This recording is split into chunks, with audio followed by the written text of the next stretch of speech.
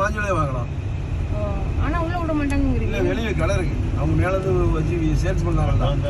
இந்த கடை காட்டுறாங்க. ஆனா அந்த பாதி வழி கூட போக முடியாதா மாஞ்சோலையில? மணிமுத்தார் வரைக்கும் போலாம். அது வரையும் போறீங்களா? டேம் இருக்கு, மணிமுத்தார் டேம் இருக்கு. காட்டுறேன். மணிமுத்தார் வரையும் போறீங்களா? வண்டிதாரி போலாம். வால்ஸ் ஏர் வரையும். அது வரைக்கும் கொண்டு போறேன். அது எத்தனை மணிக்கு அங்க இருக்கு? அது எப்பலாம் போலாம். எத்தனை மணி வரை இருக்கும்னா? பின்னாடி ஒரு ஹாய் சொல்லுங்க. இல்லனா அங்க எத்தனை மணிக்கு நீங்க போவீங்க? எத்தனை மணி நேரம்?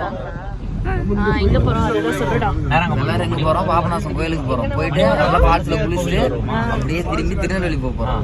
ஃபுல்லா என்ஜாய் பண்ணிட்டு வர போறோம். அத குளிச்சிட்டு கிச்சிடல நீங்க குளிங்க. நான் குளிக்காம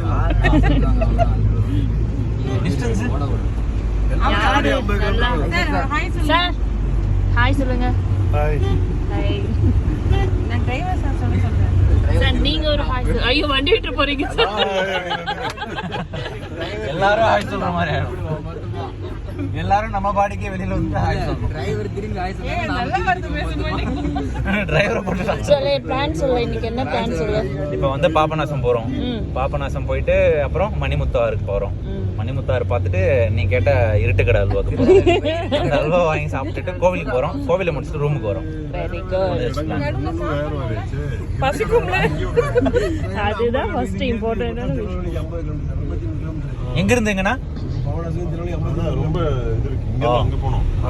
அது நீங்க அதுக்கு ஏத்த மாதிரி டிசைன் பண்ணுங்க. மணிமுத்தார் போயிட்டு அப்படி கூட்டி போறா. மணிமுத்தார் போயிட்டு வந்தா இந்த ஏரியாக்குள்ள முடிஞ்சிடும்.